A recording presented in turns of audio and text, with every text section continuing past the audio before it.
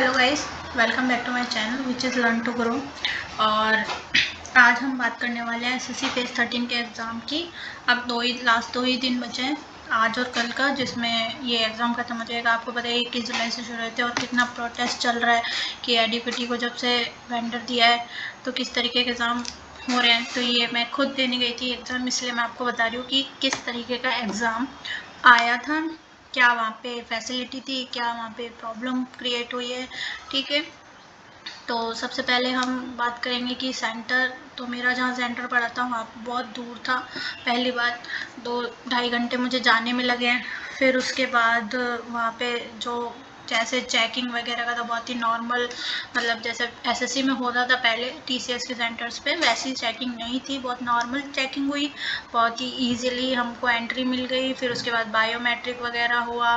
और जिस जहाँ पे मेरा सेंटर आया था वहाँ पे दिक्कत तो वैसे माउस और कीपैड वगैरह कंप्यूटर की दिक्कत नहीं हुई थी, लेकिन जो वहाँ पे दिक्कत हुई थी कि एग्ज़ाम देते वक्त 2 से 3 बार लाइट गई थी बीच बीच में। और मेरे पास जितने भी स्टूडेंट थे, जब मैंने उनसे इंटरेक्ट किया तो मैंने देखा कि वहाँ पे जितने भी बच्चे आए थे वो सारे वो थे जो ऑलरेडी एसएससी के थ्रू किसी न किसी जॉब में काम कर रहे थे। 2 से 3 कस्टम से थे, कोई और किसी डिपार्टमेंट से था। मतलब ये कह सकते कि 12 से 15 बच्चे जो मेरी रो में थे वो तो ऑलरेडी जॉब में थे, पर वो लो लेवल की थी, इसीलिए वो शायद इसीलिए फेज 13 का एग्ज़ाम दे रहे हैं। बट इतना प्रोटेस्ट वगैरह चल रहा है, आप लोगों को पता है कि क्या किस तरीके की वहाँ पे दिक्कत हो रही है। तो जब हम वहाँ पे एग्ज़ाम देने गए और जब वहाँ आपको पता है 2 घंटे पहले से तो एंट्री मिलने लग गई। फिर उसके बाद जब हम बैठे तो 1-1.5 घंटे बाद एग्ज़ाम शुरू हुआ। और पहले जैसे टीसीएस के एग्ज़ाम में क्या होता था कि आपको टाइमिंग दिखती रहती थी कि इतने टाइम हैज़ टू गो, अब इतना टाइम बचा है, 10 मिनट बाद, 9 मिनट बाद। लेकिन इसमें कुछ ऐसा नहीं आ रहा था। अगर आपने टेक्स्ट बुक का अगर अभी रिसेंटली कोई मॉक लगाया है जो फ्री भी आए हुए हैं ऐप पर, तो उसमें आप देखेंगे जो टेस्ट वो दिखा रहा है सेम वही एडिक्यूटी वाला लेवल है। एडिक्यूटी जो है एमपी में जो पेपर होते हैं जैसे पटवारी के या टीचिंग के, उसमें ये ही एडिक्यूटी है जो वेंडर लेता है और वहाँ पे एग्ज़ाम कराता है। इसीलिए मुझे पता है क्योंकि वहाँ पे जो मेरे पास एक बैठे थे, उन्होंने मुझे बताया कि वो एमपी से थे और उन्होंने ये एग्ज़ाम का जैसे ही उन्होंने देखा जब हमने सबमिट किया था तो वो सेम एमपी में भी ऐसे ही आता था। तो उसने बोला कि वहाँ पे भी यही सब आता है, इसलिए मुझे पता है। तो मैं बता रही हूँ कि पहले उसमें टाइमिंग वगैरह नहीं आई। ठीक है, तो एग्ज़ाम शुरू हो गया। और जब एग्ज़ाम शुरू हो गया तो जब जैसे सबसे पहले रीजनिंग का सेक्शन आता है। ठीक है, तो रीजनिंग के सेक्शन में क्या था, इन्होंने सारा पेपर ना उससे बनवाया हुआ है, एआई से।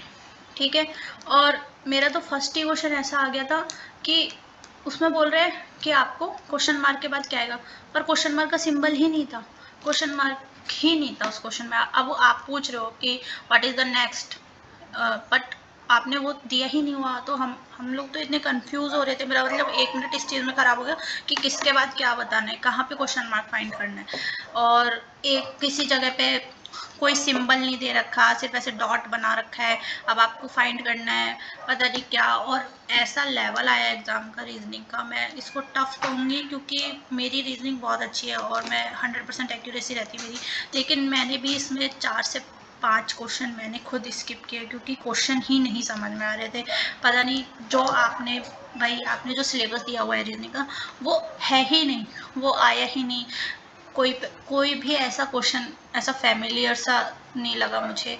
लॉजिकल रीजनिंग इतनी भरी हुई थी उसमें कि, है ना, कि 2 से 3 करने के बाद आप सिर्फ अजम्पशन लगा सकते हैं कि ये हो सकता है या ये नहीं हो सकता। तो कुछ ऐसे क्वेश्चन थे जिसमें हमारे आंसर ये निकलते, इट माइट बी और इट डेफिनेटली नॉट। और स्लॉग्स नहीं थे, कुछ ऐसा क्वेश्चन नहीं दिया कि आप इजीली आप अपने, मतलब मेरा पेपर रीजनिंग का मोस्टली 10 मिनट में मेरे 25 क्वेश्चन हो जाते हैं, मेरी ये एक्यूरेसी रहती है। लेकिन इसमें मेरे खुद के 20 मिनट ख़राब हो गए।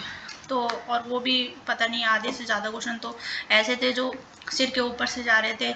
आप डिफरेंस पूछ रहे हो या आप मोड निकलवा रहे हो, कुछ समझ ही नहीं आ रहा था। आप मैथ के क्वेश्चन उसमें डाल दे रहे हो। फिर उसके बाद जो क्वेश्चन जो जैसे हमारा जीएस का सेक्शन था, भाई इसमें कुछ वैसा नहीं आया जो पढ़ के गए।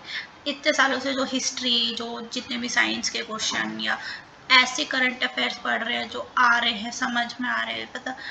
इसमें तो जीएस का पेपर ऐसा था कि या तो स्कीम या फिर कोई ऐसा पेपर बनाया है एआई से पूछ के कि एआई ने ही अपने हिसाब से पेपर बना दिया कि बच्चे अब फाइंड करते रहेंगे कि ये सिलेबस में कहाँ से आए। तो हिस्ट्री बिल्कुल थी ही नहीं, हिस्ट्री नहीं थी। करंट अफेयर में स्कीम्स के अंदर से पूछ रहे हैं, इतना टफ कर दिया है कि इसमें तो 10 क्वेश्चन भी अगर अटेम्प्ट करें 25 में से तो बहुत बड़ी बात है। तो ये वो बच्चे हैं जो पूरा चाट के गए हैं करंट अफेयर्स को, स्कीम्स वगैरह को। बाकी जीएस का पेपर बिल्कुल अच्छा नहीं था। रीजनिंग में ऐसे क्वेश्चन पूछे हैं कि आप डिफरेंस निकाल के नहीं निकाल पा रहे हो, अल्फ़ाबेट को आप मल्टीप्लाई करके नहीं निकाल पा रहे हो। तो मैं ये कहूँगी कि रीजनिंग और जीएस का जो लेवल था वो बाकी सीजीएल के पेपर से भी डिफ़िकल्ट था। मतलब हम ये कहते हैं कि एमटीएस सीजीएल डिफ़िकल्ट होता है, बट मैं कहूँगी कि फेज़ 13 में जो पहली बार एडीक्यूटी एग्ज़ाम ले रही है उसने रीजनिंग और जीएस को इतना टफ कर दिया कि बच्चे इसमें क्वेश्चन स्किप कर करके आए हैं। और मैंने वहाँ पे भी 3-4 और भी बच्चे थे, उनसे भी पूछा था कि कैसा हुआ, तो सब ने यही बोला कि रीजनिंग और जीएस का लेवल इतना हाई करा हुआ है कि अगर पेपर अच्छे से हो जाते तो कट ऑफ लो जाने के चांसेस बहुत ज़्यादा है। बाकी ये हम लोग वेट करेंगे। अब भाई ऐसा है एसएससी के एग्ज़ाम तो, और आप भूल जाओ, अगर आपका नंबर आ जाता है मेरिट लिस्ट में तो आप सिलेक्टेड है, अगर आपका नहीं आता तो आप पूरा मत मानना, क्योंकि ये होता रहेगा, ठीक है। उसके बाद मैथ्स आई थी, मैथ्स में कहूँगी कि ठीक थी। बाकी क्योंकि मैथ्स में ऐसा कुछ था नहीं, जो क्वेश्चन नहीं हो रहे थे, लेवल अच्छा था इसका भी, सीरियल टाइप ही लेवल था। क्योंकि ग्रेजुएशन अबव का मैं बात कर रही हूँ इसकी, तो ग्रेजुएशन अबव में इतना हम एक्सपेक्ट भी करते हैं कि मैथ्स वगैरह का पेपर आप इस लेवल का मान के चलो कि आप 25 में से 22 क्वेश्चन तो करके आएंगे ही आएंगे, ठीक है। और ये इसका लेवल ठीक था, मतलब अकॉर्डिंग टू द पेपर ये अच्छा पेपर था। और इंग्लिश अच्छी थी। मैंने कुछ वीडियोस देखे, उसमें स्टूडेंट बोल रहे थे कि पैसेज अच्छा नहीं आ रहा, पैसेज बहुत डिफ़िकल्ट है, बट मुझे नहीं लगता कि हमारी जो शिफ्ट थी उसमें पैसेज, हमारे में पैसेज अच्छा आया था। पैसेज अच्छा, पैरा जम्बल्स थोड़े डिफ़िकल्ट थे, पैरा जम्बल्स में दिक्कत हो रही थी, मतलब टाइम टेकिंग थे थोड़ा सा, आपको फाइंड करना पड़ रहा था ऑप्शन से कि ये ऑप्शन भी बन रहा है और ये भी बन रहा है, तो आपको खुद कंक्लूड करना पड़ेगा कि कौन सा सटीक बैठ रहा है, कौन सा अच्छा सही से जाएगा उसमें आंसर में। पैराजम्बल्स का था, एरर वगैरह अच्छे आए थे काफ़ी, और वन वर्ड अच्छे थे, वोकैब अच्छी आई थी, सिनोनिम एंटोनिम, ठीक है। तो लेवल काफ़ी ठीक था, मतलब ये कह सकते हैं कि पेपर का लेवल इसमें इन दोनों में जितना, मैं ये नहीं कहूँगी ईजी था, मॉडरेट था, बट ठीक था, आप ये मान सकते हो। तो अगर आपके 200 में से अगर 120 भी बन रहे हैं तो आप समझ लो कि हो सकता है कि आपका सिलेक्शन हो जाए। बाकी तो डिपेंड करेगा कि ये क्या कट ऑफ निकालते हैं, किस तरीके से निकालते हैं, ठीक है। और आप सबको पता है कि एसएससी का किस तरीके से प्रोटेस्ट चल रहा है, और वो क्यों चल रहा है आप लोगों को बताइए कि एडीक्यूटी जैसी, देखो हम ये नहीं कह रहे कि टीसीएस अच्छा एग्ज़ाम कराती थी, टीसीएस भी अच्छा एग्ज़ाम नहीं कराती थी, बट उसमें इतनी दिक्कत नहीं आती थी, वहाँ पे बेसिक फैसिलिटी मिलती थी। क्योंकि आपको पता है जब लास्ट ईयर सीजीएल का मेंस हुआ था तब टीसीएस ने एग्ज़ाम कंडक्ट कराया था, और उस टाइम पे टाइपिंग में कितनी दिक्कत आई थी मेंस के टाइम पे। कुछ लोगों को पेपर करते वक्त ये दिक्कत आई थी, उनके कीबोर्ड्स, उनका जो माउस है वो नहीं चल रहा है, उनके माउस से डबल क्लिक नहीं हो रहा है, मतलब क्लिक ही नहीं हो रहा है, ऐसे ऐसे। तो हमारे एडीक्यूटी के सेंटर पड़ा था जो, उसमें भी ये था कि एक कंप्यूटर पे 2 माउस लगा रखे हैं, कि उनको खुद को पता है अगर ख़राब हो गया तो हमें दिक्कत होगी, ठीक है। और दूसरी चीज़ ये थी कि टीसीएस जब एग्ज़ाम कराता था तो वो आपकी प्रेफरेंस सिटी में ही आपके सेंटर्स को अलॉट करता था, क्योंकि टीसीएस के साथ पास बहुत बड़े बड़े और अच्छे सेंटर होते थे, और उसका जो टाई अप रहता था वो ऐसे सेंटर्स में रहता था जो ज़्यादा दूर ना पड़े, आप विदिन 1 आवर और विदिन 2 आवर्स में आप पहुंच जाते थे, ठीक है। मैं बात कर रही हूँ जैसे दिल्ली जैसे शहरों की, जो जहाँ पे आप मेट्रो से जा सकते, ठीक। बाकी इतना दूर नहीं पड़ता था, जैसे कोई दिल्ली वाला है तो वो दिल्ली में घूमेगा, ज़्यादातर आपको हरियाणा दे देंगे, और राजस्थान वालों को जयपुर मिलेगा, जोधपुर मिलेगा, ऐसे सेंटर्स दिए जाते थे, ठीक है। देखो टीसीएस अच्छा नहीं है ये पता है, लेकिन एडुकेटी से बेहतर है, ये हमको समझ में आ गया। तो हम ये कह रहे हैं कि टीसीएस में भी आप करवा सकते थे, बट टीसीएस का वेंडर आपने जस्ट उसकी हाई बिड की वजह से रिजेक्ट कर दिया, तो एसएससी कमीशन का ये थोड़ा सा है। और हमारी तो डिमांड भी, हम तो ये कह रहे हैं कि ऑनलाइन मत कराओ आप, यूपीएससी की तरह आप ऑफलाइन कराइए।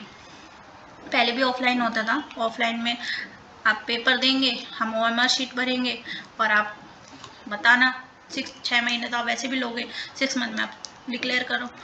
तो आजकल क्या है ना कि पेपर दो और भूल जाओ, क्योंकि ये अब आपकी किस्मत के भी पार हो चुकी है कि मिल गया तो अच्छा, नहीं मिला तो फिर आपको दुखी नहीं होना है, ठीक है। प्रोटेस्ट हो रहा है, अब देखते हैं सीजीएल में क्या होता है, क्योंकि सीजीएल का भी आपको पता है नोटिफिकेशन डाला है, कोई डेट वेट देनी हुई है, तो हो सकता है कि अगर इतने के बाद कुछ मान जाए, और बाकी मुझे लगता नहीं, क्योंकि ये लोग सब बस पोस्ट कटिंग वगैरह में लगे रहते हैं और अपना पेट भरना है इनको, बच्चों के यूथ से कोई मतलब नहीं है, बच्चों के भविष्य से कोई मतलब नहीं है। तो इन सब बातों पे तो इतनी सारी बातें हो जाती है करने को, ठीक है, लेकिन हम लोग सपोर्ट कर रहे हैं। आप लोगों ने देखा है कल सारे टीचर्स गए, उन लोगों ने किस तरीके से मदद करी, किस तरीके से उन लोगों ने सपोर्ट किया है स्टूडेंट्स को, ठीक है। और तो ये पेपर का एग्ज़ाम का पैटर्न था, लास्ट 2 दिन बचे हैं और इसमें आप देख लेना किस तरीके के पेपर आ रहे हैं। 3 शिफ्ट में पेपर हो ही रहे हैं, तो ऑलमोस्ट 10 लाख बच्चों ने फॉर्म भरे हैं, जितना कि हम बहुत बड़ा मान के चल रहे। तो उसमें अगर इतनी प्रॉब्लम हो रही है तो सीजीएल में कितनी प्रॉब्लम होगी। इसीलिए आप सपोर्ट कीजिए, आप कैंपेन कीजिए, आप सोशल मीडिया में बहुत अगर सोशल मीडिया पे आप ये सब चीज़ें डालिए प्लीज़, और जितना हो सके उतना इन सब चीज़ों से निकलने की कोशिश कीजिए। और क्योंकि ये अब बहुत वैसी चीज़ें हो गई है कि आप इन पे कोई कंट्रोल नहीं कर सकते, क्योंकि कोई अथॉरिटी ही नहीं है, कोई रिस्पॉन्सिबिलिटी ही नहीं लेना चाहता किसी के प्रति, तो आप ओब्लाइज हो, पर वो है ही नहीं। इसीलिए ठीक है, अब देखते सीजीएल की प्रिपरेशन कीजिए आप लोग, बाकी बैंकिंग वगैरह की प्रिपरेशन में भी अब तो ये देखने को मिलने लगा है, तो क्या ही बोले, ठीक है। Thank you.